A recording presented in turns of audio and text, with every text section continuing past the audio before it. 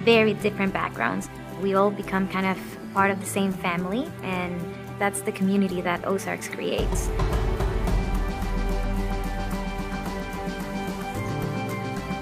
It was really a teacher who took the time to get to know me that had the impact on my life and changed things, and so I kind of wanted to be able to reciprocate that. Most of the individuals who are teaching on this campus, if not all of them, are here because they have a love for teaching. We want to share our perspectives and our disciplines, share our research, share our understanding of the world, help people be better people, help them figure out who they're going to be, find their place. And that means a tremendous amount to me. To be able to do that, I don't know that that's something that you could do in a place that's not here. Everybody deserves this level of individualized education. How do we do it? One is we have great faculty and staff, but also it's in the water. It's in the ethos of the campus, and it's these people who believe in humanity, who believe in the future, and something about our journeys in life brought us all together to change people's lives.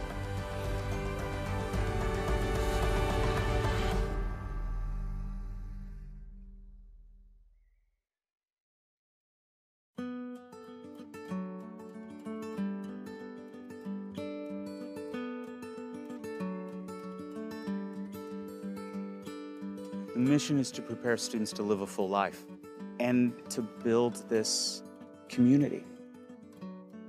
When I address parents and say, how many of your students are undecided, and half the hands raise up, and it's this, oh, they don't know what they want to do. And I usually smile and say, great, that's our business. I'm always working with people at a transitional moment in their lives. Their lives are about to change. That's the power of education. I'm working with dreamers, and I encourage them to dream big, that they can move beyond Ozarks and go who knows where around the world. And so that process of discovery, I think, it is key to what we do. I took a visit just the middle of spring break, and I felt immediately comfortable because they genuinely had an interest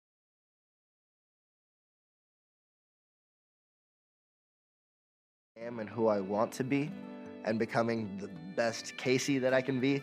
The university's done a lot to give me the tools to decide for myself. I knew that Ozarks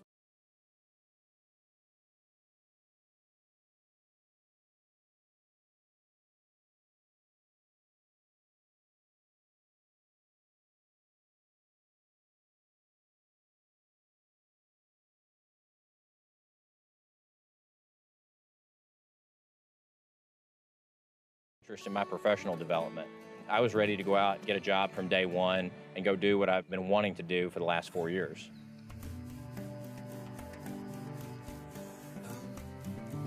Back home, I live in a city of about 1 million people. So coming to Clarksville, that only has about 10,000 people, was a change. And at first, it was a culture shock. But I learned that I love it. When you walk around campus, you see people from all around the world and people from very different backgrounds. We all become kind of part of the same family, and that's the community that Ozarks creates.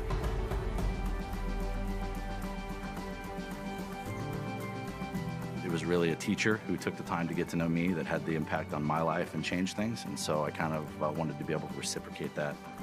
Most of the individuals who are teaching on this campus, if not all of them, are here because they have a love for teaching. We want to share our perspectives and our disciplines, share our research, share our understanding of the world, help people be better people, help them figure out who they're going to be, find their place. And that means a tremendous amount to me, to be able to.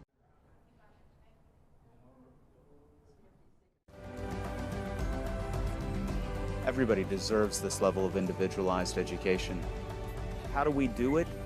One is we have great faculty and staff, but also it's in the water. It's in the ethos of the campus, and it's these people who believe in humanity, who believe in the future, and something about our journeys in life brought us all together to change people's lives.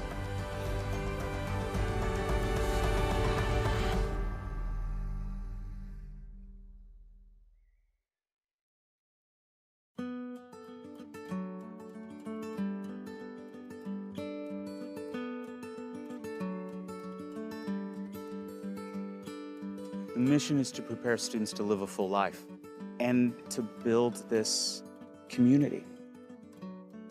When I address parents and say, how many of your students are undecided, and half the hands raise up, and it's this, oh, they don't know what they want to do. And I usually smile and say, great, that's our business. I'm always working with people at a transitional moment in their lives. Their lives are about to change. That's the power of education. I'm working with dreamers, and I encourage them to dream big, that they can move beyond Ozarks and go who knows where around the world. And so that process of discovery, I think, it is key to what we do. I took a visit just the middle of spring break, and I felt immediately comfortable because they genuinely had an interest to get to know me. I've learned a lot about myself since I've been here in terms of who I am and who I want to be, and becoming the best Casey that I can be. The university's done a lot to give me the tools to decide for myself. I knew that Ozarks was special, but I didn't know what kind of transformative power that the campus really had. This is a place where you can be passionate about anything, and you're gonna have people who back it up. I'm a first-generation college student, and what really gave me a head start at Ozarks was having faculty and professors who took a personal interest in my professional development. I was ready to go out and get a job from day one and go do what I've been wanting to do for the last 4 years.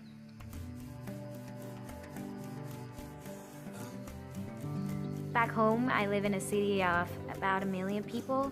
So coming to Clarksville that only has about 10,000 people was a change. And at first, it was a culture shock. But I learned that I love it. When you walk around campus, you see people from all around the world and people from very different backgrounds. We all become kind of part of the same family, and that's the community that Ozarks creates.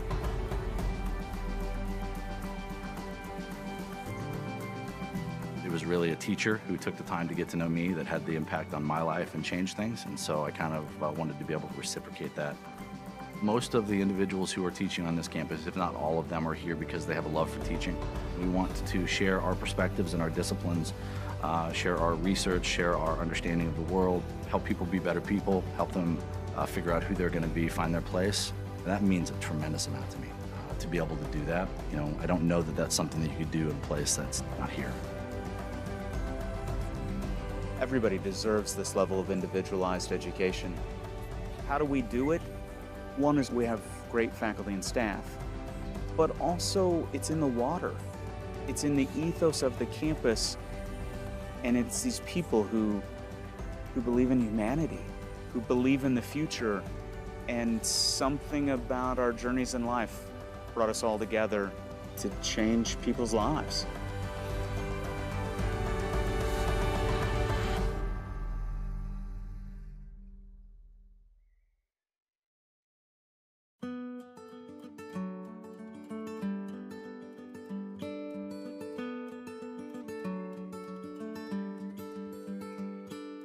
The mission is to prepare students to live a full life and to build this community.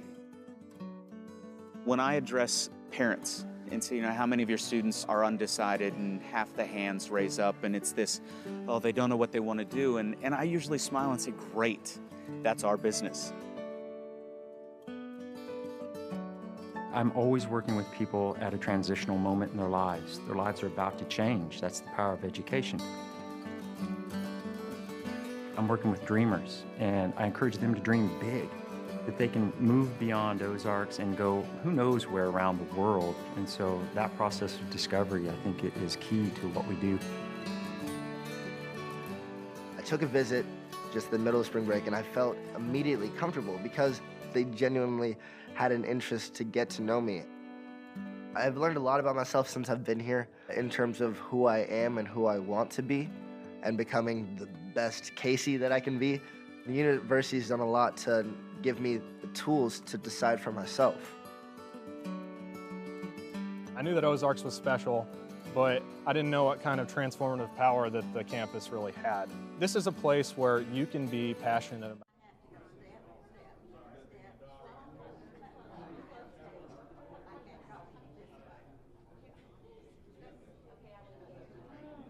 having faculty and professors who took a personal interest in my professional development. I was ready to go out and get a job from day one and go do what I've been wanting to do for the last 4 years.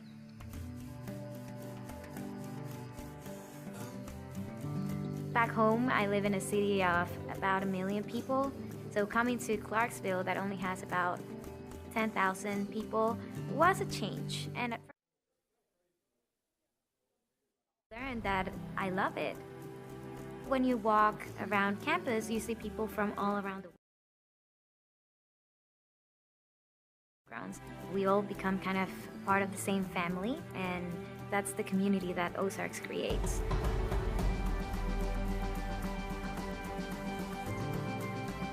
It was really a teacher who took the time to get to know me that had the impact on my life and changed things, and so I kind of wanted to be able to reciprocate that. Most of the individuals who are teaching on this campus, if not all of them, are here because they have a love for teaching. We want to share our perspectives and our disciplines, share our research, share our understanding of the world, help people be better people, help them figure out who they're going to be, find their place. And that means a tremendous amount to me.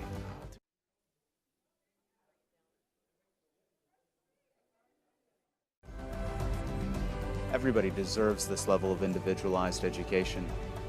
How do we do it? One is we have great faculty and staff, but also it's in the water. It's in the ethos of the campus, and it's these people who believe in humanity, who believe in the future, and something about our journeys in life brought us all together to change people's lives.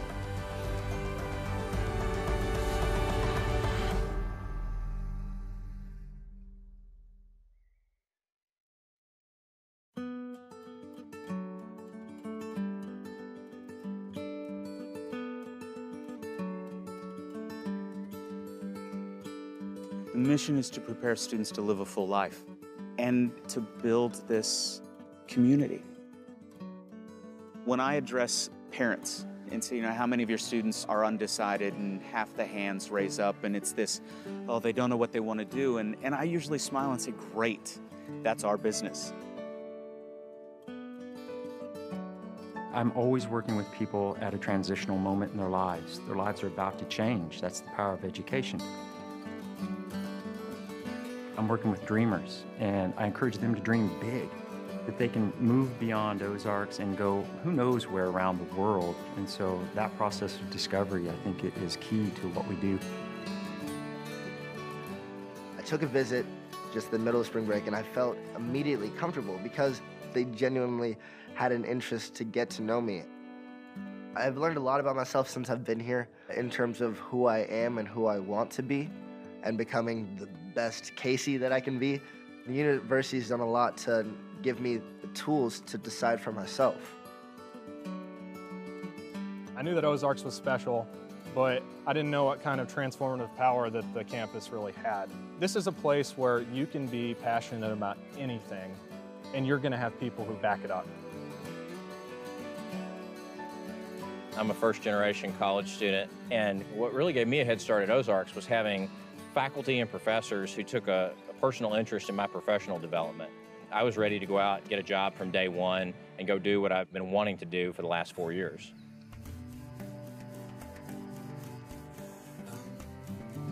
Back home, I live in a city of about 1 million people.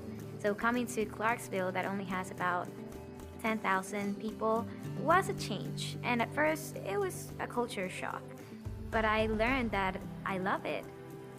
When you walk around campus, you see people from all around the world and people from very different backgrounds. We all become kind of part of the same family, and that's the community that Ozarks creates.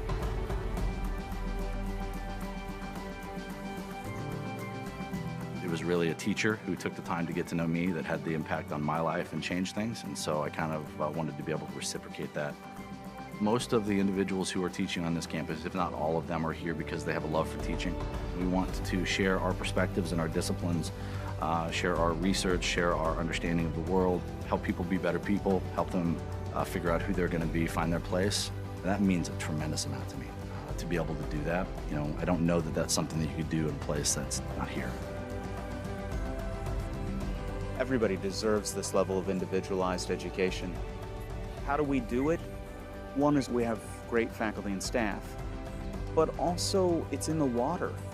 It's in the ethos of the campus, and it's these people who believe in humanity, who believe in the future, and something about our journeys in life brought us all together to change people's lives.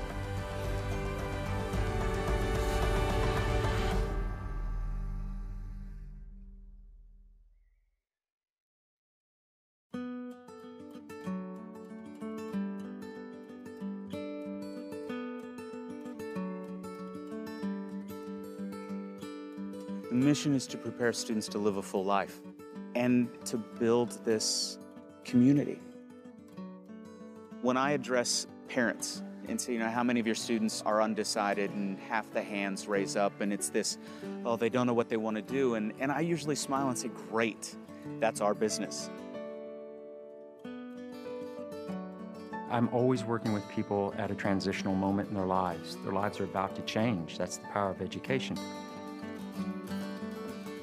I'm working with dreamers, and I encourage them to dream big, that they can move beyond Ozarks and go who knows where around the world. And so that process of discovery, I think, is key to what we do. I took a visit just the middle of spring break, and I felt immediately comfortable because they genuinely had an interest to get to know me. I've learned a lot about myself since I've been here in terms of who I am and who I want to be, and becoming the best Casey that I can be. The university's done a lot to give me the tools to decide for myself. I knew that Ozarks was special, but I didn't know what kind of transformative power that the campus really had. This is a place where you can be passionate about anything, and you're gonna have people who back it up. I'm a first-generation college student, and what really gave me a head start at Ozarks was having faculty and professors who took a personal interest in my professional development. I was ready to go out and get a job from day one and go do what I've been wanting to do for the last 4 years.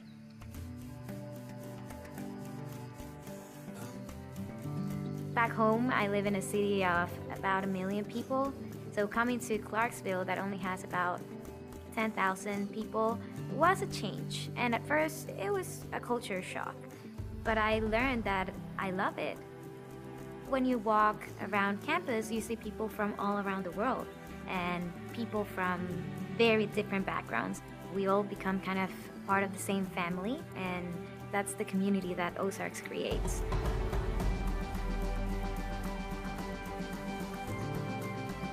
It was really a teacher who took the time to get to know me that had the impact on my life and changed things, and so I kind of wanted to be able to reciprocate that. Most of the individuals who are teaching on this campus, if not all of them, are here because they have a love for teaching. We want to share our perspectives and our disciplines, share our research, share our understanding of the world, help people be better people, help them figure out who they're going to be, find their place. And that means a tremendous amount to me. To be able to do that, I don't know that that's something that you could do in a place that's not here. Everybody deserves this level of individualized education. How do we do it? One is we have great faculty and staff, but also it's in the water. It's in the ethos of the campus, and it's these people who believe in humanity, who believe in the future, and something about our journeys in life brought us all together to change people's lives.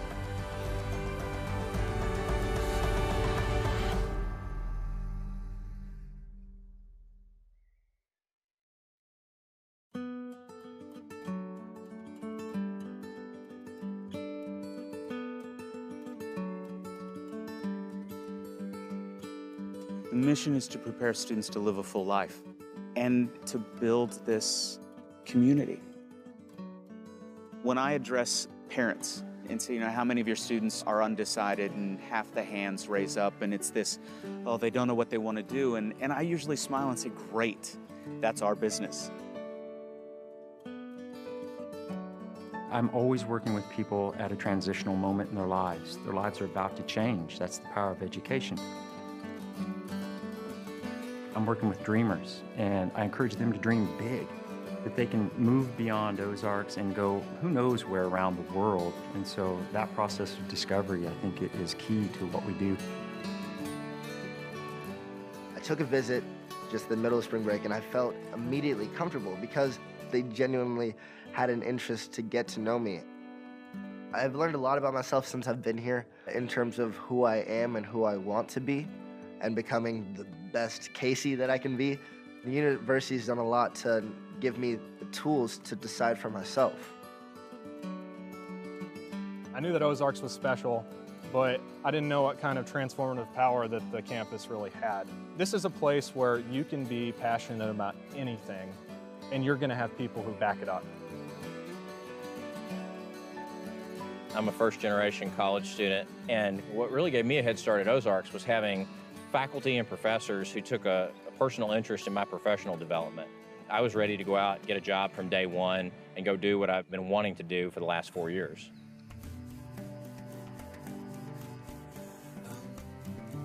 Back home, I live in a city of about 1 million people. So coming to Clarksville that only has about 10,000 people was a change. And at first, it was a culture shock. But I learned that I love it. When you walk around campus, you see people from all around the world and people from very different backgrounds.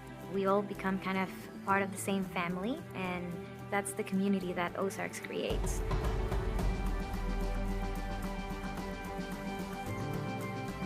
It was really a teacher who took the time to get to know me that had the impact on my life and changed things, and so I kind of wanted to be able to reciprocate that. Most of the individuals who are teaching on this campus, if not all of them, are here because they have a love for teaching. We want to share our perspectives and our disciplines, share our research, share our understanding of the world, help people be better people, help them figure out who they're going to be, find their place. And that means a tremendous amount to me, to be able to do that. You know, I don't know that that's something that you could do in a place that's not here. Everybody deserves this level of individualized education. How do we do it? One is we have great faculty and staff, but also it's in the water. It's in the ethos of the campus, and it's these people who believe in humanity, who believe in the future, and something about our journeys in life brought us all together to change people's lives.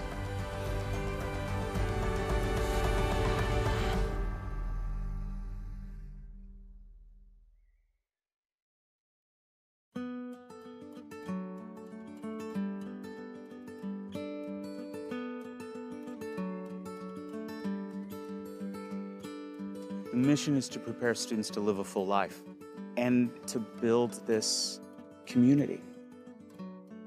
When I address parents and say, you know, how many of your students are undecided, and half the hands raise up, and it's this, oh, they don't know what they want to do. And I usually smile and say, great, that's our business. I'm always working with people at a transitional moment in their lives. Their lives are about to change. That's the power of education. I'm working with dreamers, and I encourage them to dream big, that they can move beyond Ozarks and go who knows where around the world. And so that process of discovery, I think, it is key to what we do. I took a visit just in the middle of spring break, and I felt immediately comfortable because they genuinely had an interest to get to know me. I've learned a lot about myself since I've been here in terms of who I am and who I want to be and becoming the best Casey that I can be. The university's done a lot to give me the tools to decide for myself. I knew that Ozarks was special, but I didn't know what kind of transformative power that the campus really had. This is a place where you can be passionate about anything, and you're going to have people who back it up.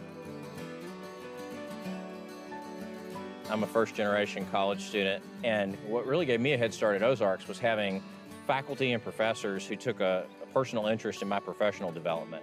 I was ready to go out, get a job from day one, and go do what I've been wanting to do for the last 4 years.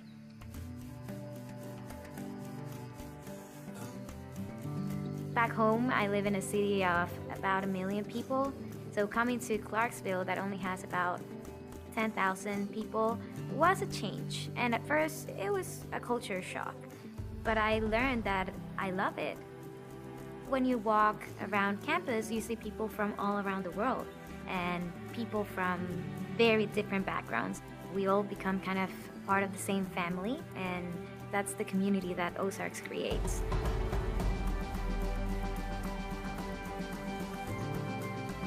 It was really a teacher who took the time to get to know me that had the impact on my life and changed things, and so I kind of wanted to be able to reciprocate that. Most of the individuals who are teaching on this campus, if not all of them, are here because they have a love for teaching.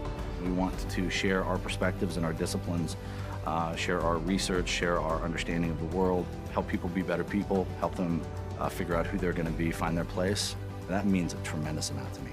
To be able to do that, I don't know that that's something that you could do in a place that's not here. Everybody deserves this level of individualized education. How do we do it? One is we have great faculty and staff, but also it's in the water. It's in the ethos of the campus, and it's these people who believe in humanity, who believe in the future, and something about our journeys in life.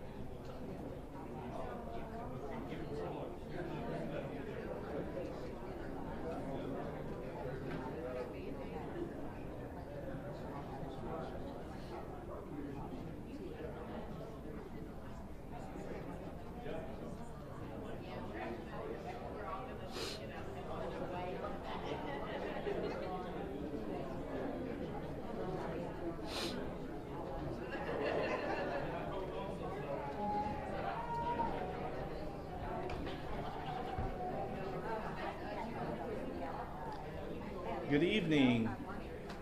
If you would, go ahead and find a seat for me.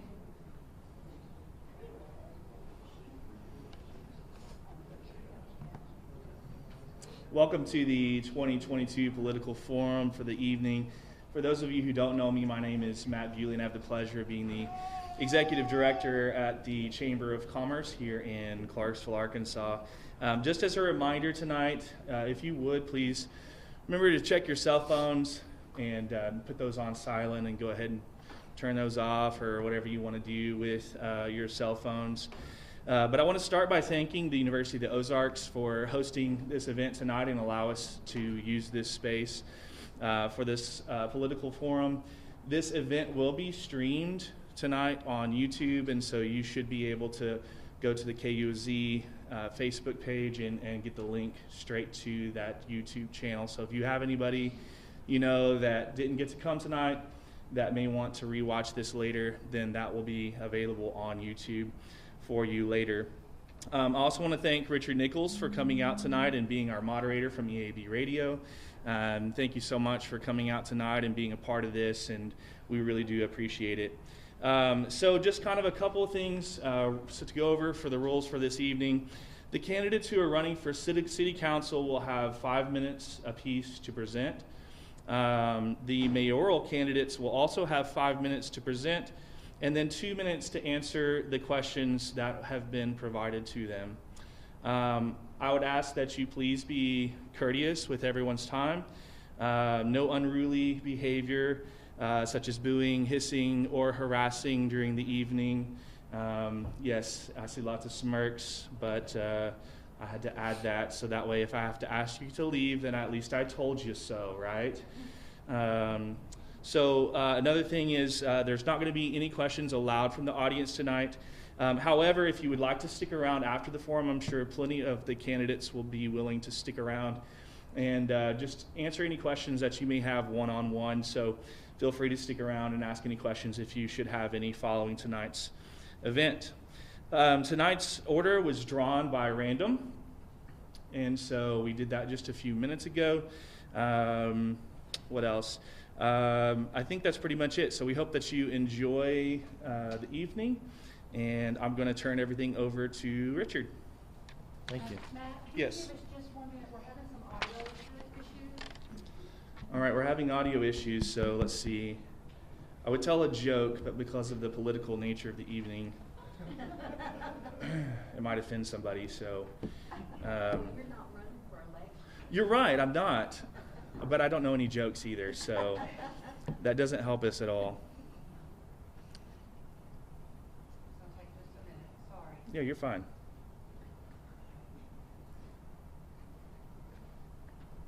I'll stay up here in case they need someone to check.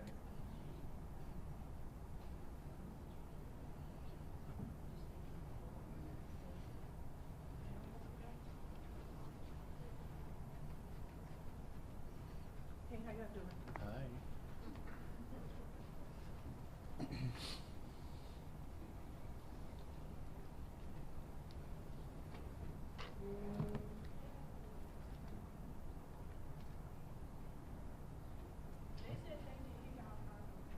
That's what we're fixing.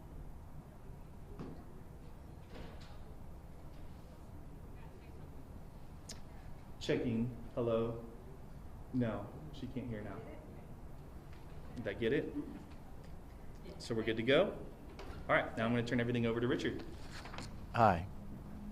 Is this on? That one. Oh, just kidding.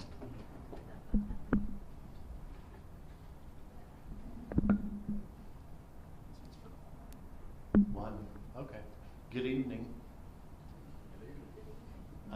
Very thankful to have the opportunity to come to the event this evening. When Matt originally asked me to moderate, my automatic answer when it comes to politics is no, because I'm in the media. We have 10 stations here in the River Valley area. We have about 52 across the state. And I have a firm belief that one of the biggest challenges in America today is that there is too much opinion and too little news. Our job as the media is to present the facts and then allow the listener, or in this case the voter, to make their decision. But once Matt outlined the design of the evening, it's something that I am proud to participate in.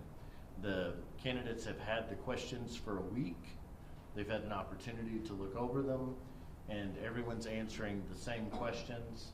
So I feel like it's something that can be informative to the listeners and to the viewers across the River Valley, and give them information that they need to vote, which is our responsibility and, thank God, our right. So to start off, we will have the city council members come forward and speak for 5 minutes. In the random drawing, the first city council member to speak is Miss Tina Sharps.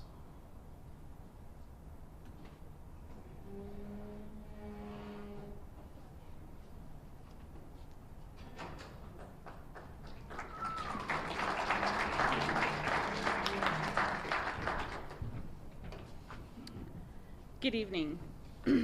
As I've met with citizens, I keep getting asked the same questions over and over. First, what makes me different than my opponent? To be blunt, I am not my opponent, nor am I Freeman Wish, who I want to thank personally for his service to Clarksville and all the roles that he has led, including this alderman's position.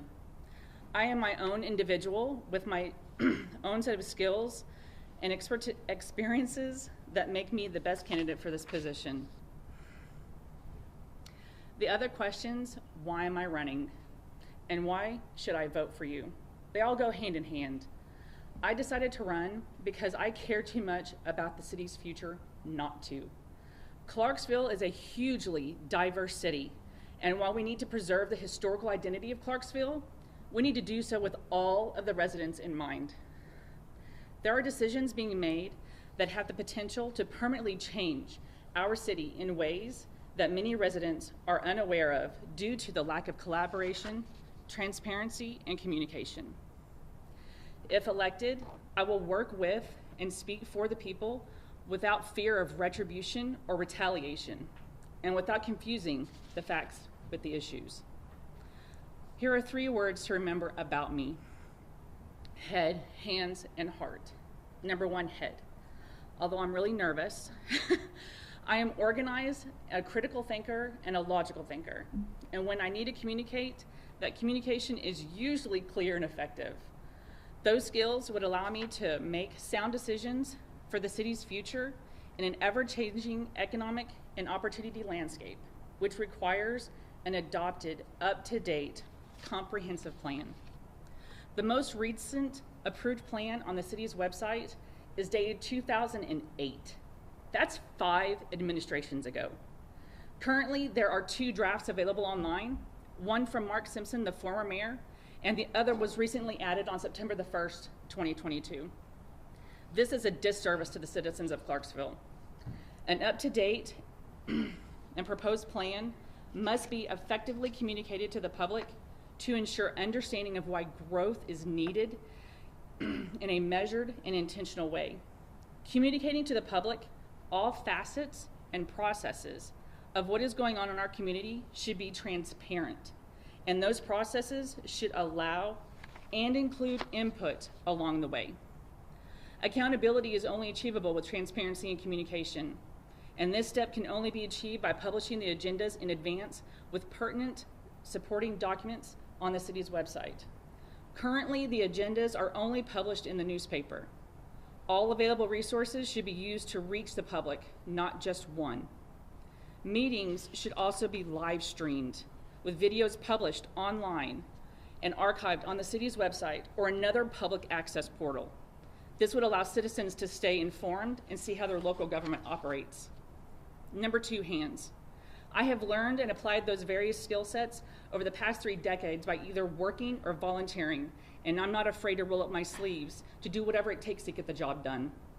My education, my professional experience, and passion in project management, budgets, logistics, and public service started as a teenager when my family owned a restaurant that was in an old historical building in our community.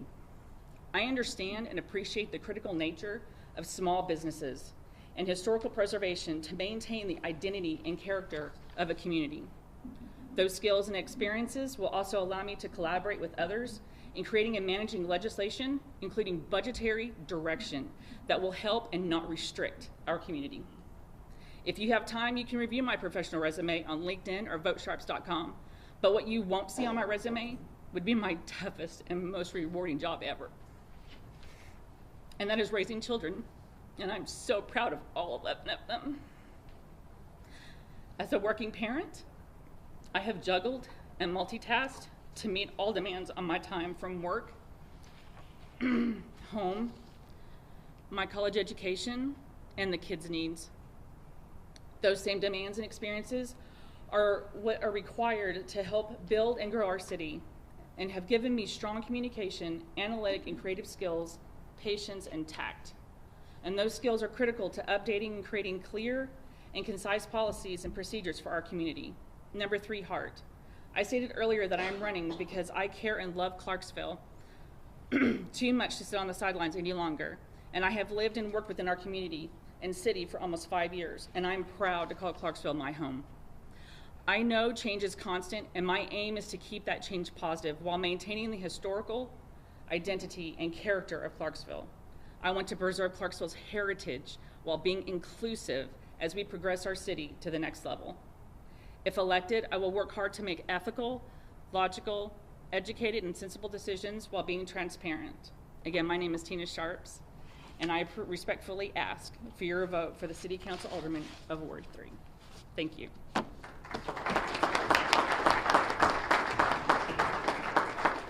Thank you so much, Tina Sharps. The next candidate for City Council Ward 3, Position 2 is Rob Reisinger.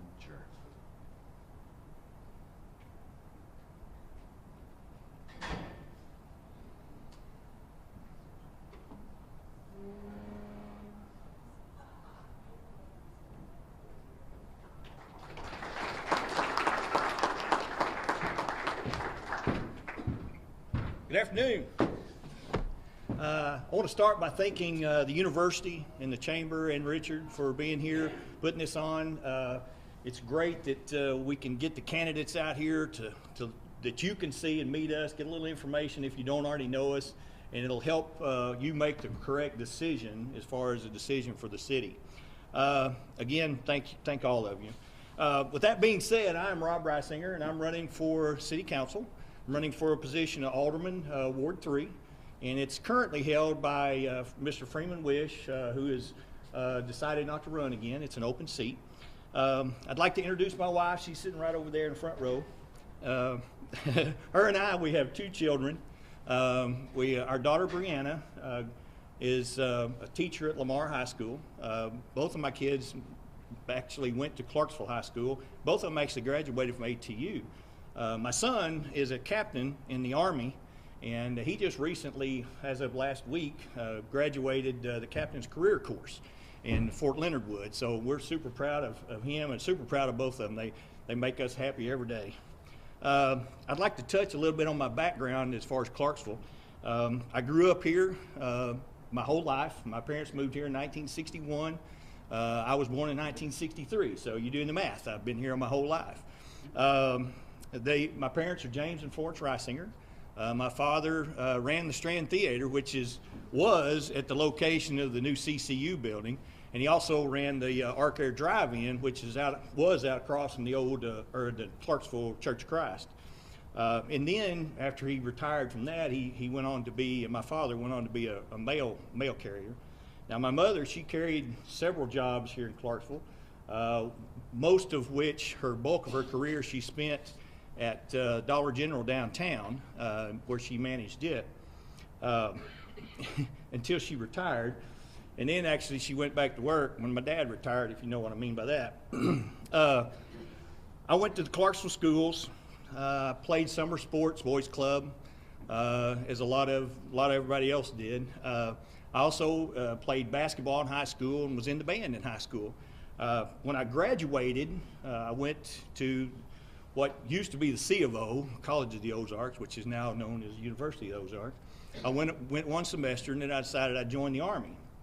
Well, with an injury that I had in the Army, I was medically discharged, came back to Clarksville, and decided that I would take as a part-time job, I was thinking, and then I'd start college back when school started back up. And I went to work for Ken Miller at Good Guys Auto Parts.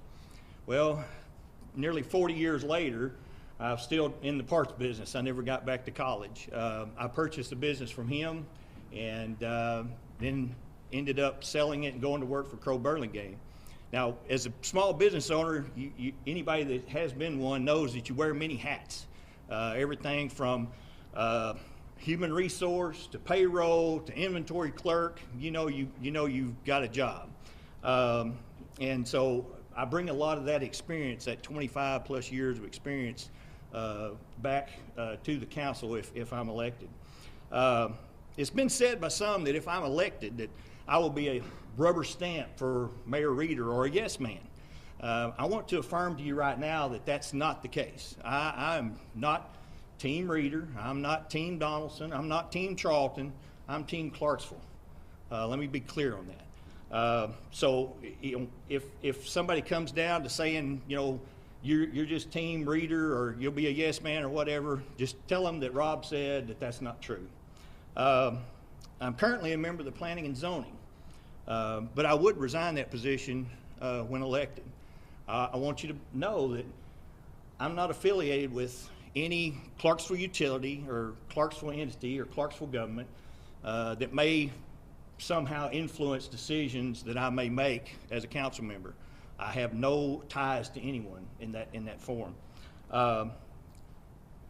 I know you probably heard, I know my time's running out, but you probably heard the phrase in a movie, what I do have are a very particular set of skills that I've acquired over a very long career.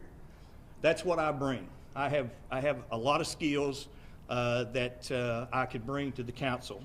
I leave you with two things.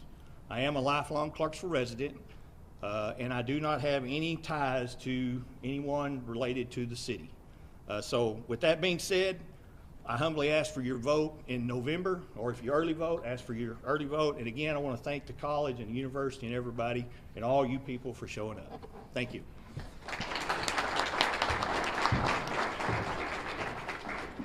Thank you so much. Moving on to City Council Ward 2, Position 2. The first speaker will be Alderperson Judy Weaver.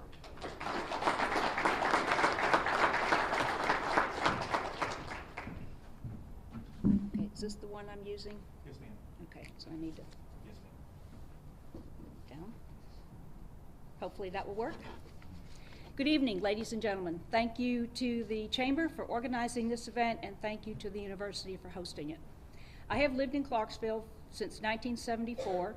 I spent 35 years working for Rick in his law office. And in January 2017, I was put on council to replace Bob Norris, who had passed away. And since then, all of those 6 years, I've been serving on the Animal Control Committee, chairman of the Advertising and Promotion Commission, attending all council meetings and most committee meetings. I've attended planning and zoning meetings just to be on top of the subjects if they come to the council for a vote. I've attended Clarksville Connected Utilities Commission meetings for the same reason. Very difficult to understand what they're doing, and I started attending their commission meetings in an effort to learn how that functions, how it affects the city. A couple of issues that I would like to bring to everyone's attention. One is the electric rates. There's been a lot of talk lately about the electric rates. So I would like to offer a timeline of how all that came about so everyone understands.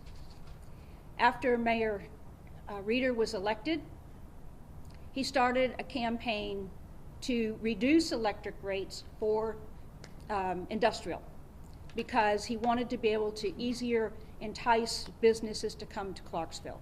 And we weren't the highest, but nor were we the lowest. So we were middle of the road, and he wanted to try to get us lower. So CCU put together 3 proposals for the council, and we selected one. An ordinance was drawn up. We approved the ordinance. waited a month for the second reading of the ordinance as is required. And at the second meeting, we asked, does anyone have any comments? Has any councilman had any comments or questions? There were none. There were none from the audience that night. So we approved the ordinance. And it went into effect October the 1st. It was important to let these rates be in effect for a year because you can't judge utility rates based on a couple of months, because utility rates are affected by where you get your power, how that power is produced, whether it's with water or air, solar. So you need a whole year to get a good perspective. So that's what we've done. We're a year out now. So if anyone wants to readdress this, they can bring it up. But I think it's important to know that Mayor Reeder asked for these changes in order to entice industry to come to Clarksville. Another issue I would like to bring up is improving teamwork in the city. I think it's important for us to try to improve relations between the mayor, department heads, and elected officials. And by elected officials, I'm talking about all the councilmen and the city clerk treasurer. There's been a lot of problems with that in the last few years, and I think we need to try to restore those relationships. I think one way to work towards that would be to have the mayor's office in City Hall, all city meetings to be held in City Hall, and any financial matters to be dealt with directly with our clerk treasurer, particularly budgets. We need a more cohesive and united staff. Another issue I would like to talk about is adequate training.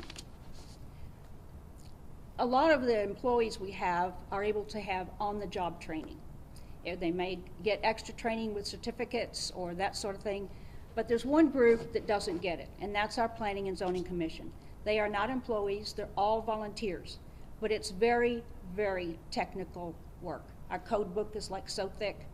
They have to learn that code book, and they have to learn laws that govern zoning, and they've not had any training. For 2 years, we've had no training for them.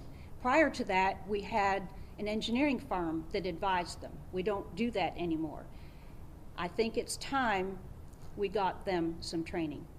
I have found a place where they can get the training. We approved the funding, has not happened. So, starting with the first of the year, I'm hoping that we can get the training. Okay, I gotta wind it up. I have other issues to discuss, but I think those are probably the most important. One final one that I would like to address are the banners over Main Street. We have a lot of local events that we used to advertise with the banners. We disallowed that because of some difficulties with the Black Lives Matter banner. I'm done. Thank you all very much. Thank you so much.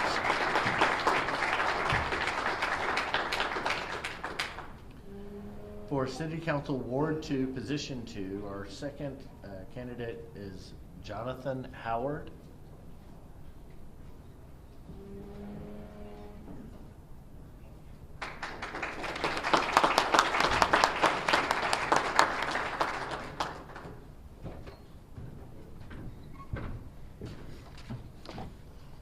We're going to adjust this here. I was told to eat the mic here before starting. There we go. All right. Good evening. My name is Jonathan Howard, and I'm running for City Council. I'm a lifelong resident of Clarksville. I graduated from Applied Life Christian College in 2011. While I was there, I met my best friend and beautiful wife, Katie Howard. And we've been married for over 11 years now. I've worked in church ministry since I was 9 years old, and I became a licensed minister in 2013. After we got married, we put ourselves through college, and I graduated summa cum laude from Arkansas Tech University in 2016. After college, I became a state and nationally board certified hearing aid specialist, and I own and operate Meadville Hearing Aids here in Clarksville, where I've served the hearing impaired for the last 7 years. I started getting involved in politics over the last 7 years, and I am currently a Johnson County Justice of the Peace on the Quorum Court. My experience on the Quorum Court will easily translate to my responsibilities as a Clarksville council member. For those who don't know, the Quorum Court is basically the same as City Council, just on a county scale. My experience on the oh, that's the wrong part, I'm sorry. There we go. If elected, I will bring the same dedication and commitment to the office of alderman, along with the knowledge and experience I've gained on the Quorum Court and throughout my life. I hope to bring a young, fresh perspective to City Council. I'm certainly not a yes man, and I have no problem standing up for what I think is right. But I also work well with others, and I believe that we'll often find the best solutions to Clarksville's problems by finding common ground and working together. I'm passionate about economic development. I want to see our economy grow, our crime rates drop, and better jobs come to Clarksville, not only for our current workforce, but also for the next generation to come. Proverbs 29:18 says, "Where there is no vision, the people perish." I have a vision for Clarksville. It is a vision many of us share. We want to see Clarksville's economy grow and her people prosper. We need to support the development of new, affordable housing options. We need to support downtown revitalization. The historical district is the heart of our community. As it thrives, so does our city. And we need to reduce barriers to entry for new and expanding businesses. Clarksville is a gem in the River Valley. We sit on the Interstate 40 and the Arkansas River. We're at the foot of the Ozark Mountains and the National Forest. We have a thriving university with a beautiful campus, our own utility company, and best of all, we have some of the friendliest and most hardworking people that you'll ever meet. This is a great place to raise a family, but we must never stop striving for improvement. Many of you know me and my family. We've been here as long as Clarksville itself. If you've come through my office, you've seen firsthand the level of service and excellence we strive for. Let's work together to make Clarksville better. I've served in church ministry, in healthcare, and in politics. And if elected, I will continue to serve the good people of Clarksville as alderman on the City Council. That's why I'm asking you to vote for me, Jonathan Howard, on November 8th. Thank you, and God bless.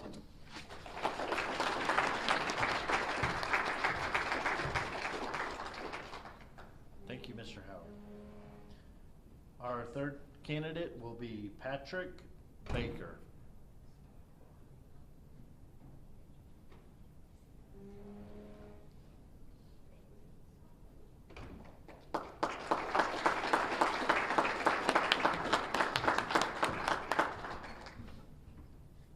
They say 5 minutes, but I really don't need 5 minutes.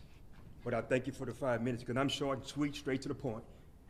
First of all, I just want to say who I am. My name is Patrick Slick Baker, and I'm married to Arlene Diane Perry with 2 sons, Avery and Quentin, which has deceased, and we're raising 2 grandchildren, Karma and Camilla.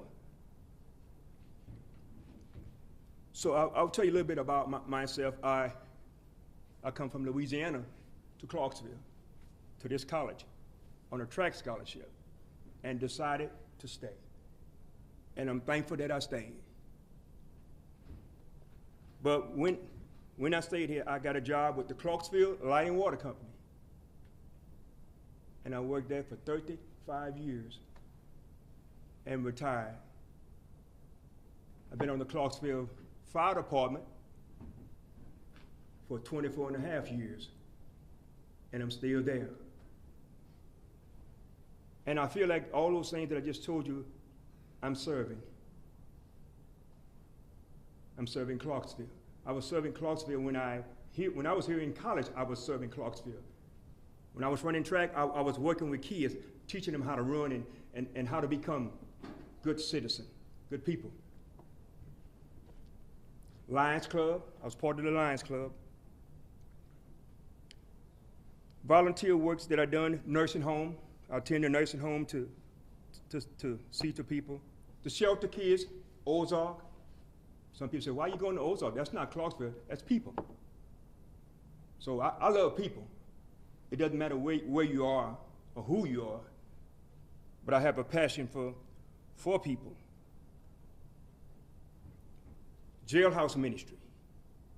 It's one of my strongest things that I love it all, but that thing just does something to me when I can be in the jailhouse and help some young man or young lady to get their life back like it needs to be. And that's one of the problems that I think that we have here in Clarksville is the drug problem. NA meeting, I attend them. And I learn about these things that I go to. Some people say, well, why are you going there? You don't have a addiction. Yes, I do. Everybody in this building tonight has an addiction. It may not be what the drugs or the alcohol, anything that you're addicted to. Your car, your clothes, your food, your home, you're addicted to other people.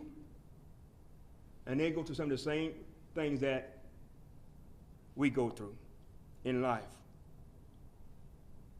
Volunteer again, courthouse.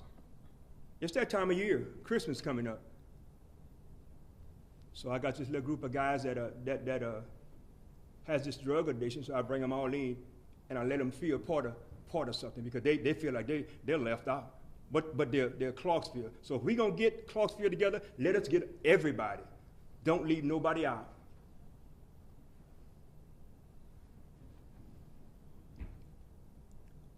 Another one, Clarksville High School football team. Been running the chain for Clarksville High School for 39 years. And guess how I started? Jack Cecil. I went to a ball game one night. He said, hey, what are you doing? I said, I'm coming to the ball game. He said, come here, let me show you something. Walked over there and said, what is that right there? Knowing I knew what that was. I said, that's a vest. He said, put it on. I put it on. He said, that's yours. You got the best seat in the house. So I've been doing that 39 years, and I love it. And then it allowed me to interact with those kids that are on the sideline. See, my life, I just want to do God's will. That's all I want to. That's all what matters to me, God's will. But for some people, that may not even matter. But to me, it does.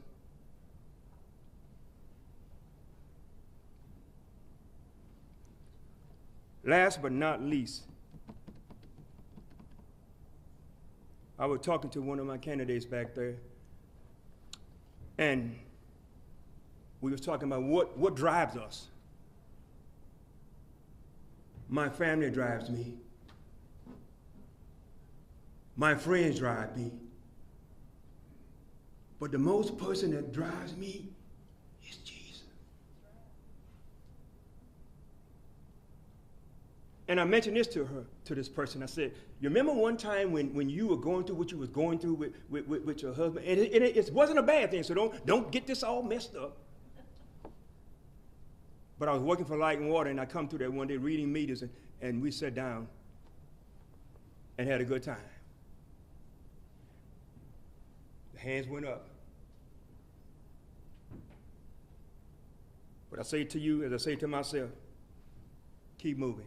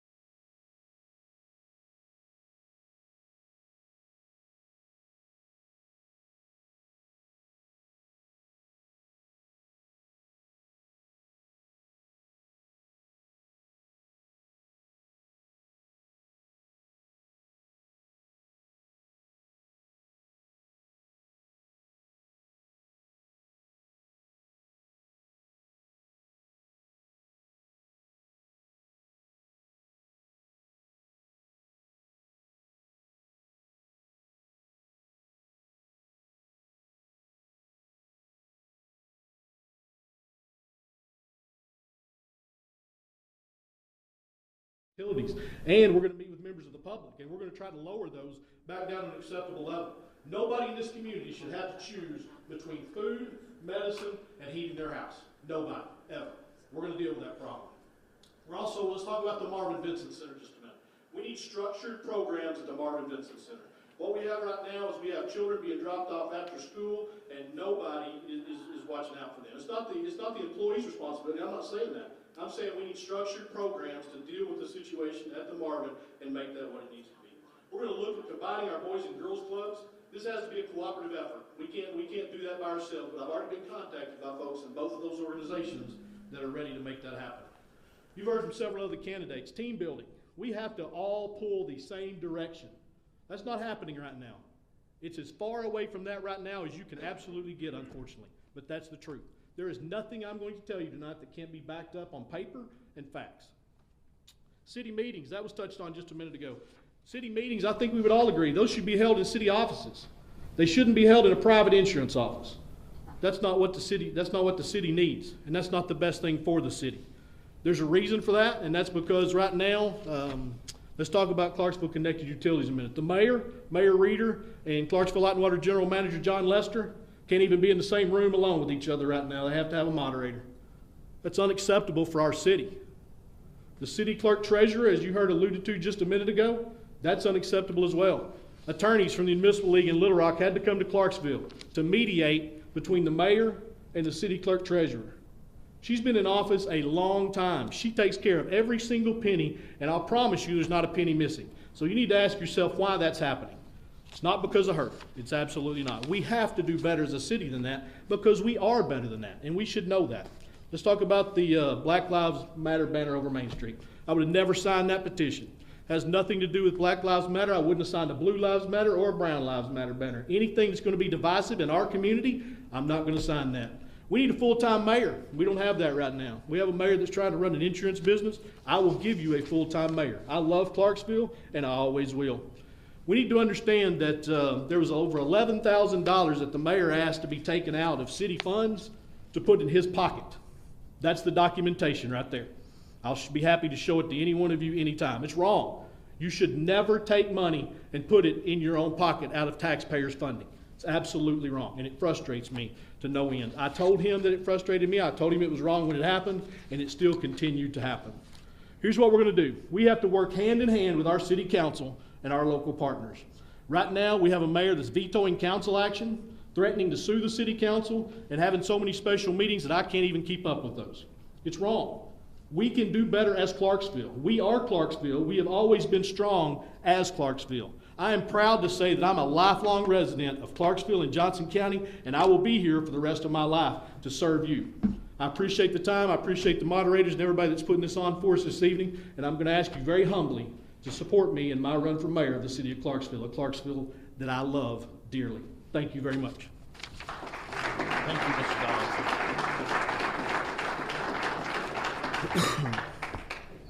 Now we're going to move on to the questions. Thank you. For the mayoral candidates. Thank you. And everyone's answering the same questions. Question 1 is, if elected, what would be your first 3 actions as mayor of Clarksville? Thank you. And you've also heard some of these things as well. The transparency of city government. Right now, we have zero transparency in city government. Just recently, the city council didn't even know that the mayor had placed for sale signs on city-owned property until after the fact. That's wrong. Those are elected individuals just like he is or she is, whichever the case may be, and they need to know that. We'll also broadcast all city meetings where the public can view those on any platform that we can handle there. We're going to do an audit of all city-owned properties. We're going to ensure that we are not allowing property of the city of Clarksville to deteriorate beyond repair. We've done it, and it's time to stop. If we're going to save our buildings and save our history, then we have to take action. We're going to begin buying all of our goods or services that are available from the city of Clarksville and Johnson County. Currently, we are supporting Pope County's tax base just as much as we're on, and that's wrong. We have got to do a better job of that, of buying things locally when we can. I understand the concept of not everything can be purchased in Clarksville, unfortunately. But if it can be purchased in Clarksville for the same price, the same quality, that needs to happen. That's it. I'm finished with that one. Okay. Ready when you are. Thank you. Question number 2. What are the top 3 assets that Clarksville possesses that would make it attractive to businesses and individuals looking to move to Clarksville? And how do you plan to use those assets? For starters, I don't like the word use those assets, and I think that's the problem. We have to work together with those assets. We can't use those assets. It has to be us in this together. Number one, the greatest assets are going to be already things that are in this room right now, and those are our friends and our neighbors. That is the greatest asset that Clarksville has, is its people. It will always be our people. It has always been our people. Second, city employees, they have got to be a big part of any conversation regarding great things in Clarksville. They are the lifeblood of our city government, and they're key to our future success. We cannot be successful without the cooperation and buy-in of our city employees. Third, our school system, university, hospital, and utility company are huge assets to the city. And I know most of you in this room understand that. But we have to start repairing those personal and business relationships immediately to truly be who we are capable of being. It is unacceptable right now that our light and water general managers, I told you, and our mayor cannot be in the same room with each other. Totally unacceptable. It's unacceptable that city offices have been moved 3 and 4 times in City Hall simply because we can't get along with people. Those are facts, folks. I'm not making that up. I'm not standing here making it up. You know me better than that. I'm not going to do that. Our Next Train to Clarksville slogan means all of us working together and pulling the same direction for Clarksville. That's what we need, and that's what we must have. Thank you.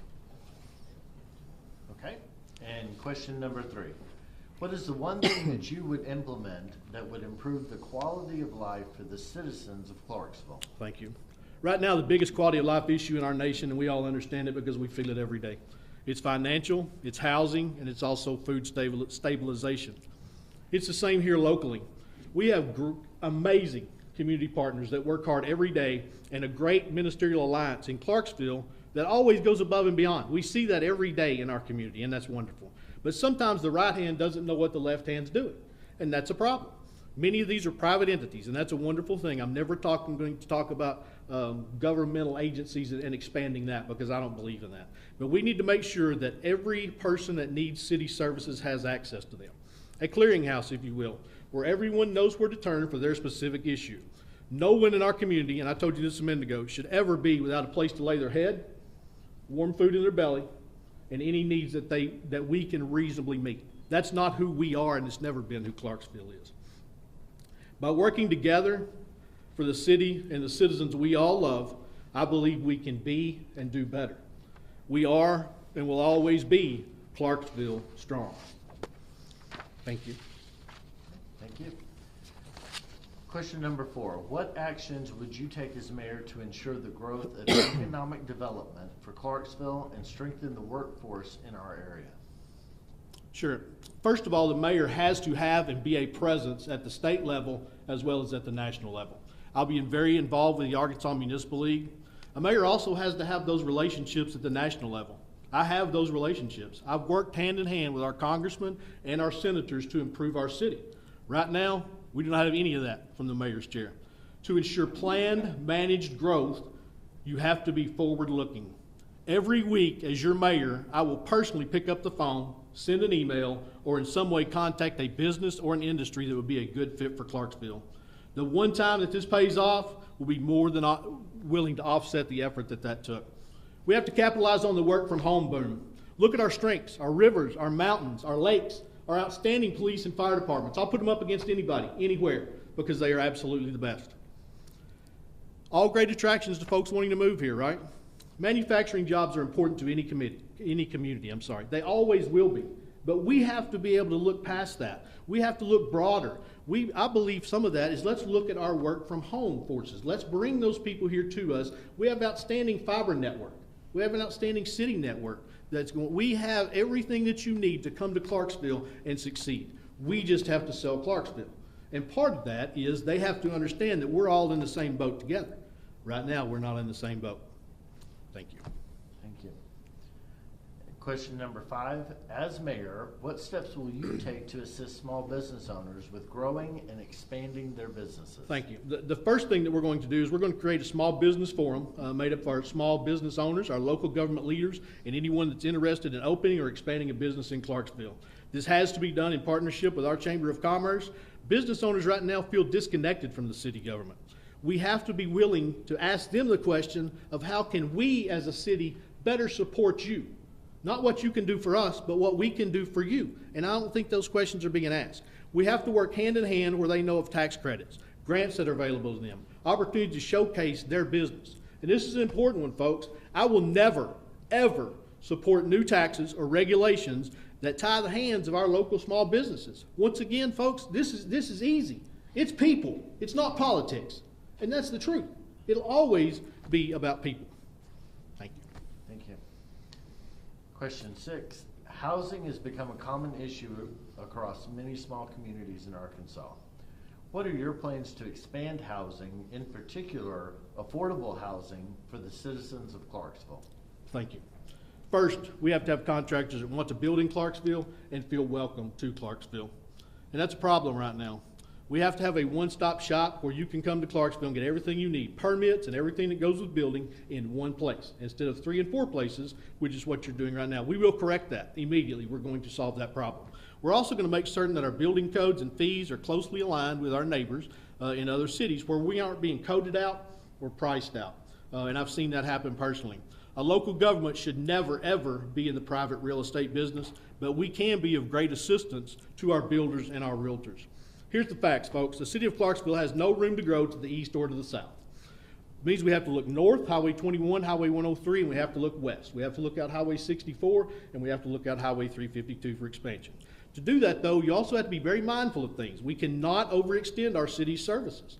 Planned, managed growth to make sure that we have the proper police, fire, and EMS services is essential to any expansion that we're going to do. Also, more housing means more utility customers. We have to work with our utility hand in hand with them to not overload the infrastructure that we have in place and be able to take care of what we're expanding. There's a lot more that goes into this than just building houses. Here's a big one. I've reviewed the city's budget. I've spoken with the Clarksville Connected Utilities General Manager. I will propose to the City Council to suspend the building permit fees for a period of 2 years to stimulate growth. On a typical 2,000 square foot home, and I'm not going to bore you with numbers here, but a typical 2,000 square foot home in Clarksville would cost you about $743 in fees. We're going to try to suspend that for the first 2 years. For a developer wanting to build a subdivision in Clarksville, I will propose to the council for that developer to take these same fees from the city's economic development funds. This would also be for a beginning period of 2 years, and then we would reevaluate where we are after that time. That will stimulate growth. We have to be willing to think outside of the box and honestly make it more cost effective to build here rather than our other cities. Thank you. Thank you. And our final question 7. Thank you. At the end of your term, if elected, what legacy would you want to leave for the future leadership in Clarksville? I talked about transparency, I talked about honesty, and I talked about facts. So you're going to get some transparency from me right now. I don't like this question. I don't think it should be on there. Because the truth is, this should never, ever be about one person's legacy. This should be about us. It's always been about us. I believe our legacy goals are to provide a safe, secure home for our families, financially stable opportunities for our children and grandchildren to be able to look back and me to be able to look out and see them and look them in the eye right now and tell them I'm doing everything possible to grow and help the city of Clarksville. My son Jace is sitting there, and he told me the other day, it means more to me than anything I've probably ever heard. Dad, what you do does not go unnoticed. And he'll tell you my response to him was, son, it's not me. It's a whole lot of people pulling the same direction for Clarksville. It will never, ever be about me.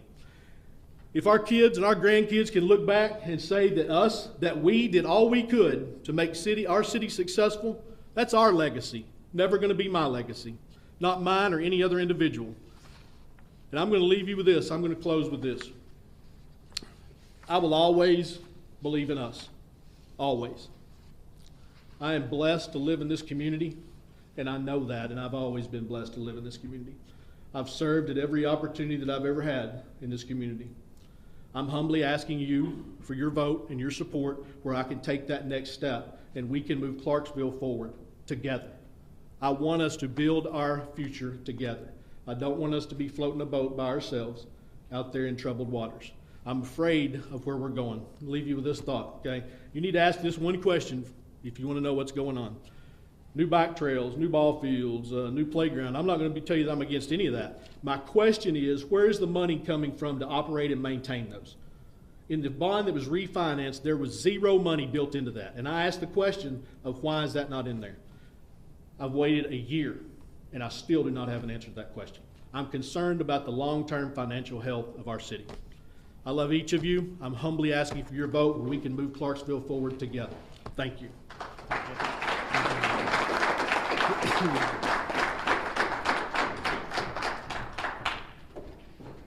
Our next mayoral candidate is Bob Charlton.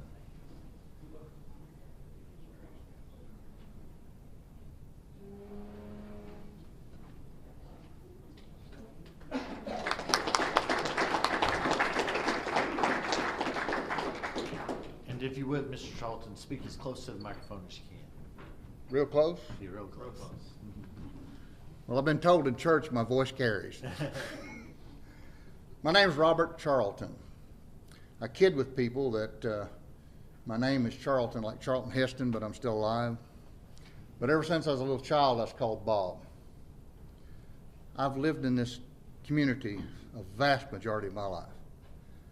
I'm 67 years old. The only time I was out of this county was during the military and some construction jobs. I think this county, this town, has great potential. I know I can offer some service to this town. I believe in my heart, with my faith and everything, that I have what's necessary to be a good leader. And you know what makes a good leader? Let people do their job. Put a plan, put a vision, get people together and say, what can we do? What can we make happen? But then let people do their job. I've worked in a parks department since 1987 as parks manager. And if you want to run something in the ground, try to run it by yourself. Run it all the time. Have people hired and you keep telling them what to do all the time. Let them do it. Let them make mistakes. Then we grow because we learn from them and we move on. This town has a lot of resources, and I mean in people. Got a lot of immigrants here. And I think I can bring to bear a leadership that's subdued. Let's put it that way.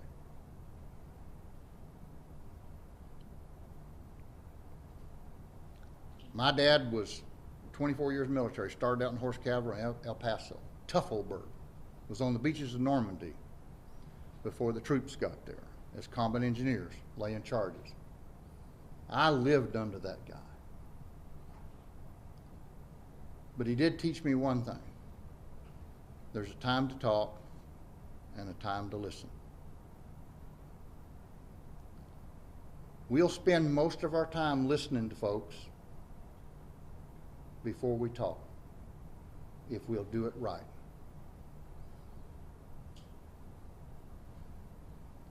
I'm not the smartest guy in the world, not the sharpest tack in the box, but I do know one thing. When you let people do their job, when you let people grow and prosper in their position, they will excel. I've been on the airport commission since the late 80s. We started out with 3,000 feet of runway and literally nothing out there. And 7 men with vision, nobody really seriously in charge. We have 5,000 feet of runway out there and a lot of amenities, and you give us a little bit more, and we will have a terminal that'd be the most proud thing Clarksville's ever saw. Because the designs we went through and the dedication we went to try to prove, to build a front door to Clarksville. And if you've been around there long enough, you've seen some really, really nice corporate planes land there. Because corporate America does not come in on a Greyhound bus, they come in on their jets. And when we start seeing them land there, we're starting to do our part. We're starting to do what it needs. Clarksville can do the same thing. And I ask you humbly, come November the 8th and starting with early voting. Give me a chance to show you I can do that. I may not come out of the starts running, but I'm going to come out pushing the people around me to show me what talents they've got and let them do it. Humbly, I ask that for you. Bob Charlton for mayor. Thank you. Thank you, Mr. Charlton. Now Okay, fire away. We're going to move on to the questions. Okay. Question number 1. If elected, what would be your first 3 actions as mayor of Clarksville? Let's open the front door to City Hall. Transparency. Videotaping of our meetings. Let's put a podium up in front of the desk where the city council people, so whoever's talking, we can hear them. Let them come and present their ideas right there. And then that way there's a recording later on, so nobody can say, I didn't do that, or I did this, or I did that. I've got a brother that's been a city council at Gulfport for a lot of years. He was 15 years before he decided he didn't want no more. And he said, I never heard of any city council that didn't have a podium up there. And I said, well, we let everybody talk. He said, stop that. He said, this way you've got some kind of order to the thing. Transparency is going to be the biggest thing. Would you want to make a statement and know that somebody recorded it and then go back later and go, I didn't say that? Well, I'm sorry. That's got to stop. We want our people in Clarksville to be able to look in through the electronic front door and examine anything. Programs, meetings, go back 6, 10 years from now and look it over and review it again. And I think that'll change a lot. Thank you. Thank you. And question number 2. What are the top 3 assets that Clarksville possesses that make it attractive to businesses and individuals looking to move to Clarksville? And how do you plan to use those assets? Okay, the top 3 assets you can say that's concrete is rail, water, and interstate system. But the biggest value we've got right here is the people. We've got the most diversified immigrant type population you've ever seen here. Trust me, I have walked a bunch of miles around this whole place. This town's bigger than you think until you get out and walk it. You take that asset of everybody's ideas, not one person's idea, but everybody's idea, and get them together in a room and let's share these ideas. Let's put this together. Let's get this going. We have a good city council, but we need leadership that says, okay, we're ready to adopt anything not adopt, but we're willing to listen to anything they want. Also, I was privy to a conversation with a gentleman that lives up in the Alma area. He's pretty influential, and he said that they're in the process of building a container offloading place in Van Buren. Now, if we got with the Corps of Engineers and figured out how to build our own little port to grab a few of them containers off, Tyson, Walmart I'm sure would be really interested in that. So they get containers right there, probably from the ports of New Orleans or Gulfport. And I thank you. Thank you. That's awful intimidating, you know that? Okay, question number 3. What is the one thing that you would implement that would improve the quality of life for the citizens of Clarksville?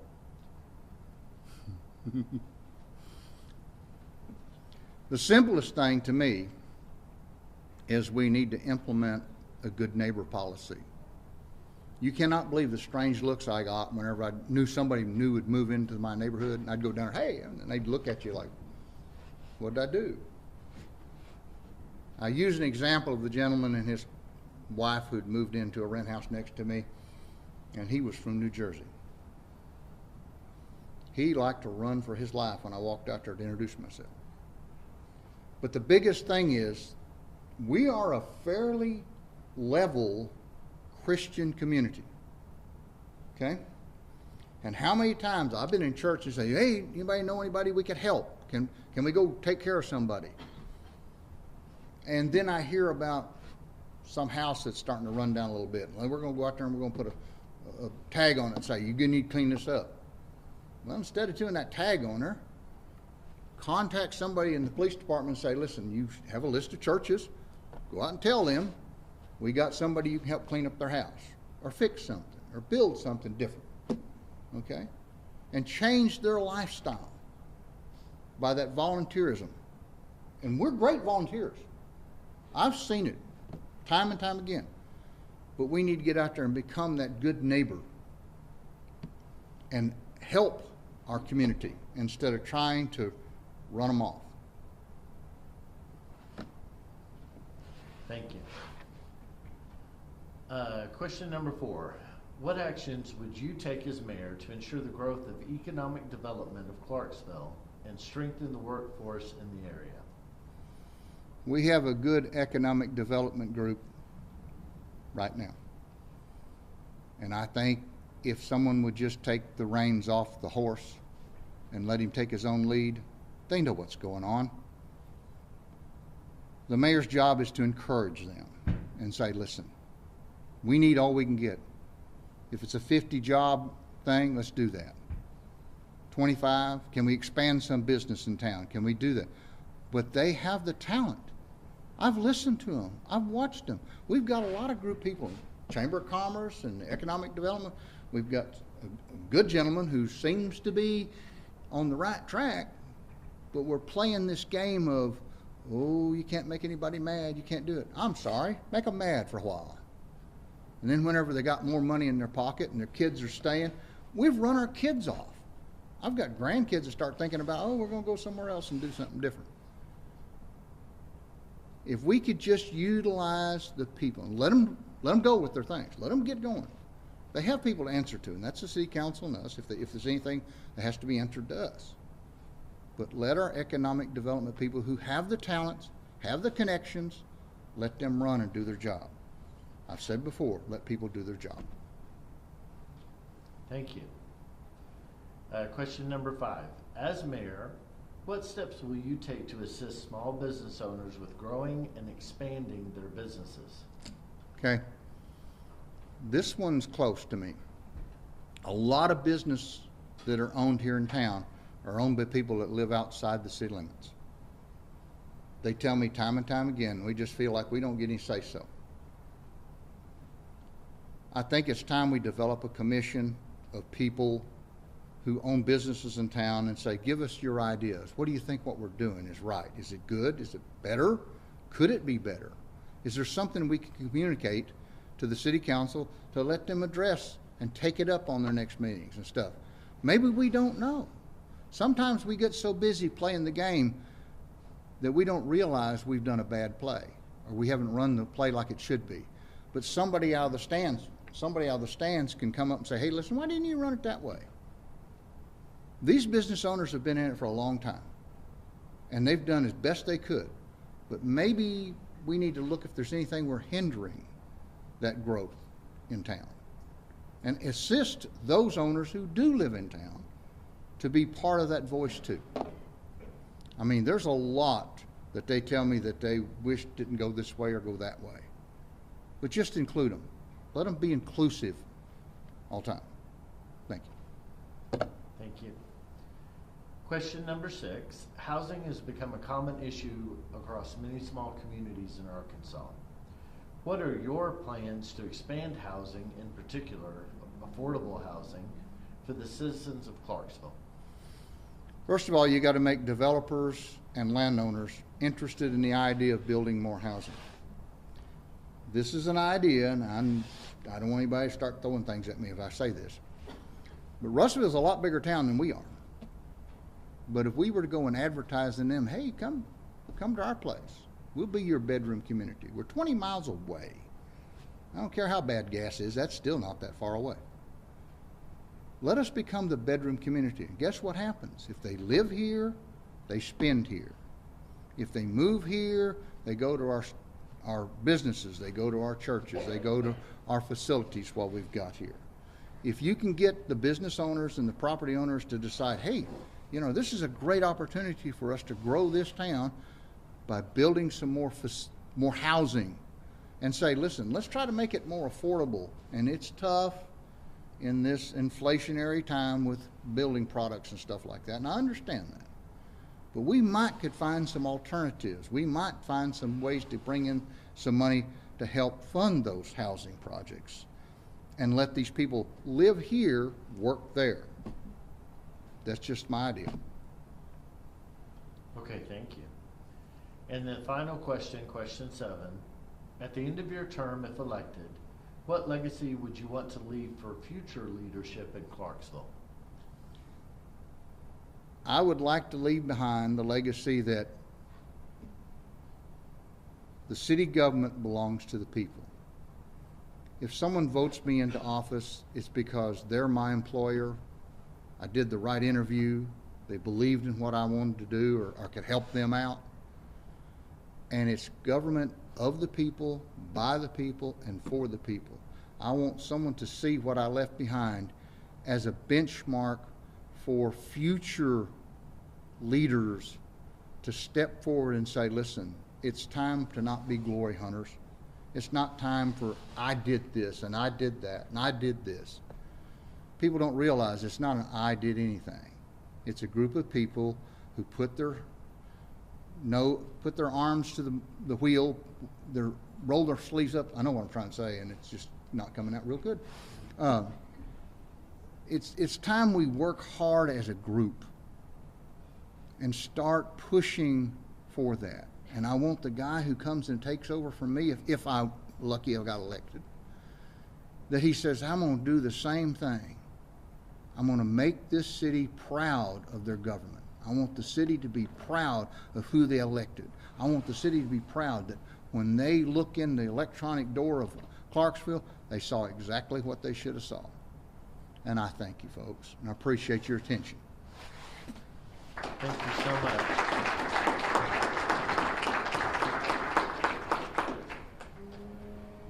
And our final candidate is current Mayor David Reeder.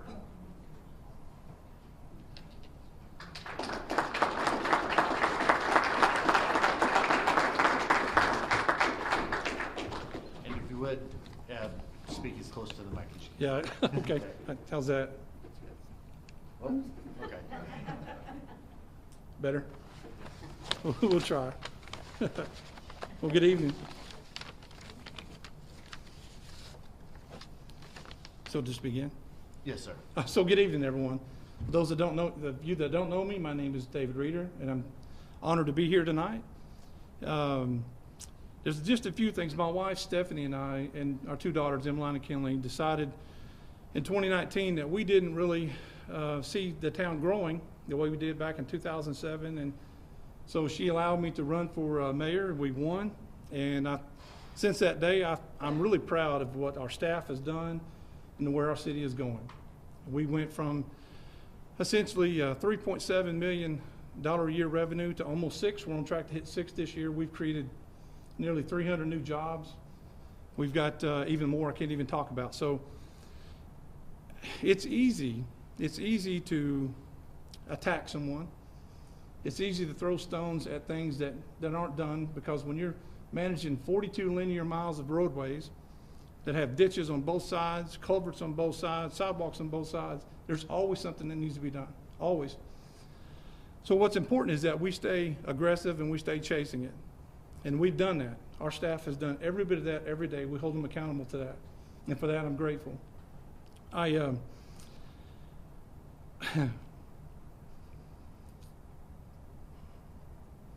very grateful of the staff that we have, from our chief of police to our fire chief. They're doing fantastic work. Our city inspector, our city engineer. When this election comes around, you need to be thinking about those positions. It ain't just the mayor you're voting on.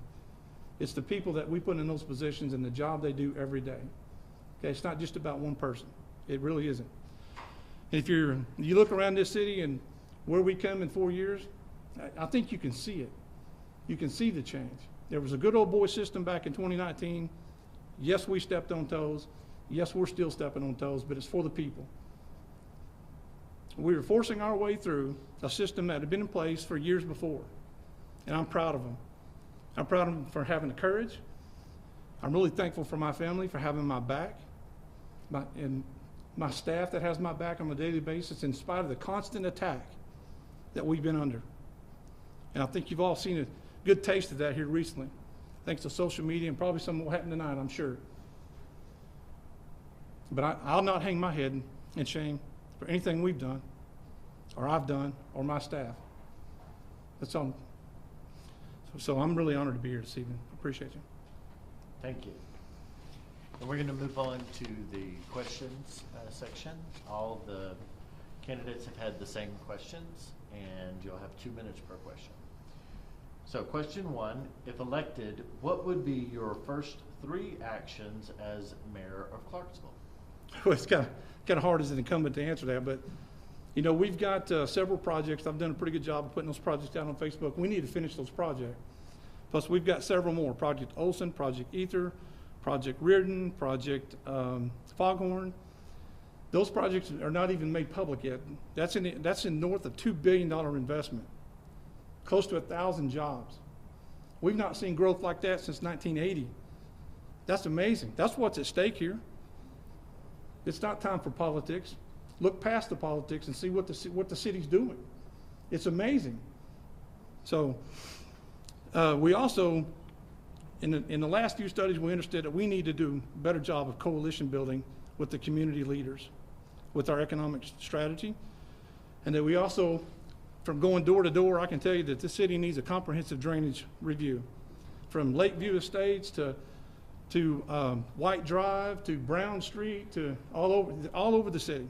We are so behind on drainage, and this last dose of rain we got, we need to spend some money on that and get it caught up. Thompson Drive. So that's going to be something we commit to going forward. Okay, thank you. Question number 2 is, what are the top 3 assets that Clarksville possesses that make it attractive to business and individuals looking to move to Clarksville, and how do you plan to use those assets?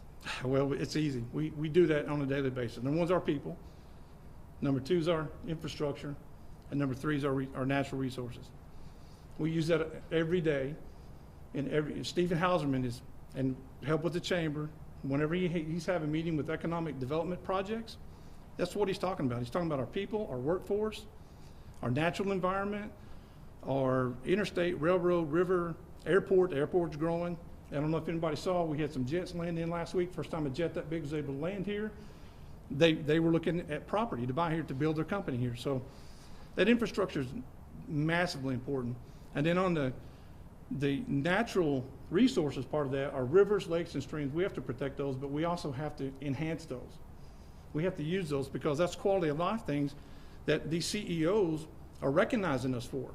They're hearing about bike trails in magazines, reading about bike trails in magazines in Clarksville that was funded by the taxpayers. No outside money did that. Voters of Clarksville did that.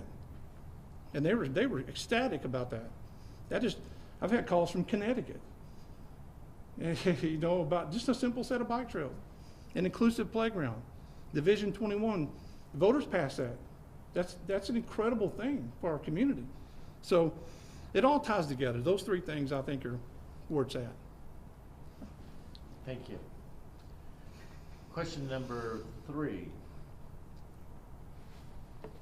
What is the one thing that you would implement that would improve the quality of life for the citizens of Clarksville?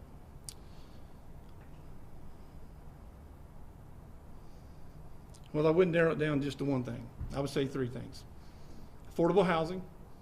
After knocking on almost 1,500 doors, I can promise you we need affordable housing in this community. Transportation for our seniors and for our college students that are captive on the university campus. And then number 3 is going to be child care. We need to enhance child care, particularly with an emphasis for 2nd and 3rd shift workers. There's so many people that can't enjoy life because they're home with their kids. And so we need to open up opportunities for them too. And we've looked at some programs to help grant like for in-home child cares, things like that. So there's a way forward. We just have to be willing to commit to it. Thank you. Question 4. What actions would you take as mayor to ensure the growth of economic development of Clarksville and strengthen the workforce in the area? So that we've learned since and I'm going to go back and say this, that 2009, Shane Boyette and the Boyette Group gave us a roadmap for economic development. We still use that to this day, for the most part. It was valid then. We're still living by it now. We just charted a new economic development study, and we're merging the two together. So there's some things that are kind of consistent throughout those two studies that give us direction on what to do. You just mentioned it, quality of life.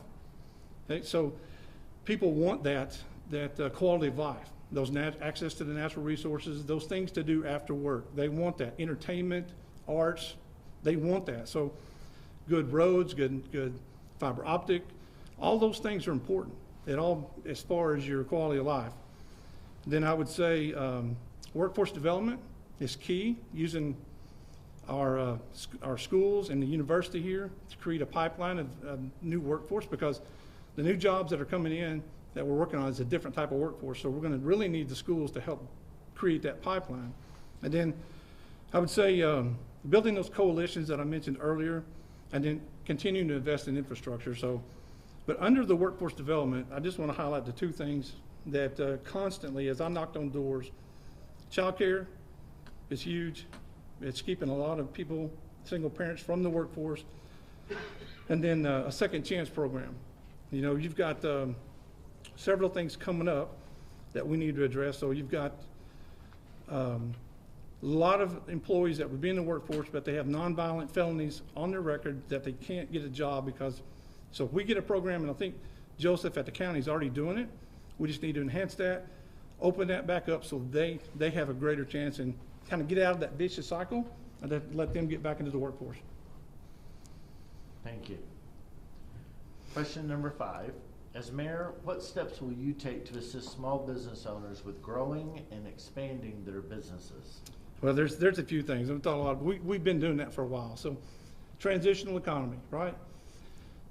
You could have a situation where a business owner has 25 or 30,000 people pass their door on an annual basis, or you can have a business that gets 80 or 100,000 people passing this door every day. Vision 21 had two purposes. One was creating opportunities for our kids. Number 2 was bringing that extra 30, 40,000 people to our town that pass by those businesses so that they have the opportunity to market to them and to grow their business. That was a double-edged sword there. And then more recently, we learned that marketing, there's a lot of folks that shop outside of Clarksville and Johnson County. We need to spend some money on some type of research to figure out what products they are shopping for outside of our area, bring that list of products back to the small businesses here in Clarksville so that they can tailor their business to that and maybe capture that need, capture that base, that business that they're missing. And that was identified in our last strategic study. So that's a big piece for us. And then our codes and our regulation. We've done a pretty good job of fixing the codes where they're more in line with today's business startup, but we need to tighten them, fix them a little better. It's a fine balance between life-saving codes versus beautification codes. We have to balance that out, and then we need to do a better job educating the business owners about it. And then grants. The chamber and the city recently went into a grant program for facades downtown. If that works this year, we'll look at expanding that across the city. So that would help small businesses start up. So, thank you very much. Housing has become a common issue across many small communities in Arkansas. What are your plans to expand housing, in particular affordable housing, for the citizens of Clarksville? That is definitely not an easy answer because the city does not have a direct impact on that decision. So what we can do is incentivize it. There are, maybe 3-4 options you could do. One of the options is expediting permit applications, which we have the online system now, but then waiving the permit fees for large-scale developments or housing developments, creating what's called density corridors, where you can build up instead of out. You can get more residential offices on the same square footage. And then maybe even looking at rebating or deferring taxes on those developments, partially or permanently, depending on the size of the project, the size and scope of the project. So those three things would help incentivize. And then beyond that, we've talked about looking at changing our codes to where if you're building housing addition, now you have to do the streets, the curb, the gutter, and the sidewalk. One thing is let the city have an easement instead of putting that cost to the builder and the buyer. Keep the easement for the city and let us use street improvement funds to come back and build that sidewalk later.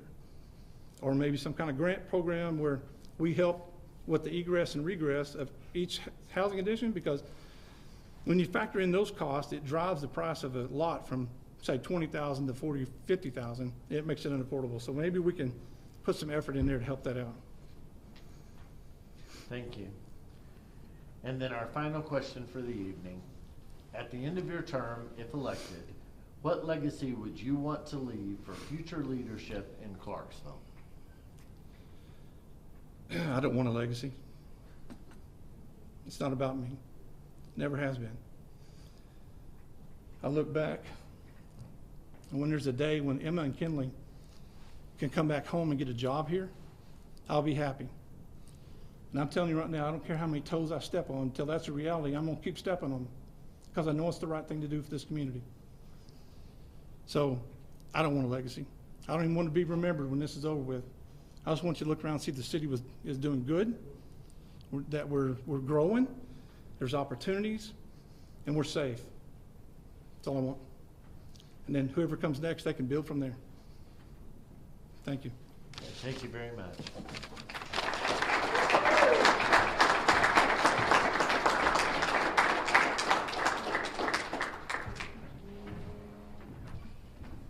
All right, well, that concludes the evening. Thank you guys so much for coming out tonight and participating in the political forum.